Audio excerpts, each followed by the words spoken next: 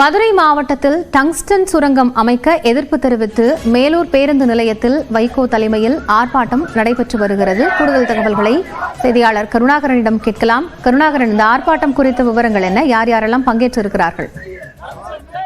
அதாவது மதுரை அரிட்டாபட்டி வல்லாளப்பட்டி உள்ளிட்ட 5000 ஏக்கர் பரப்பில் பழமையான கிராமங்கள், தொல்லியல் சின்னங்கள் உள்ள இந்த கிராமங்களில் டங்ஸ்டன் சுரங்கம் அமைப்பதற்காக மத்திய அரசு இந்துஸ்தான் ஜிங்க் லிமிடெட் என்ற கூடிய வேதாந்தா நிறுவனத்திற்கு ஏலம் விடப்பட்டுள்ளது.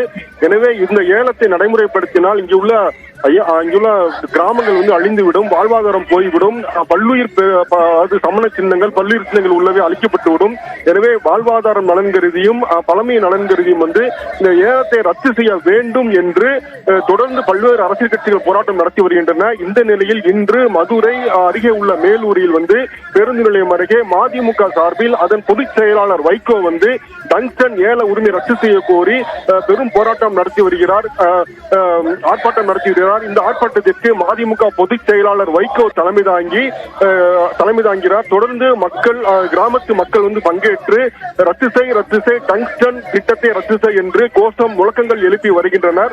தொடர்ந்து இதை அடுத்து மதிமுக பொதுச் செயலாளர் வைகோ கண்டன உரையாற்றுவார் என்று தெரிகிறது.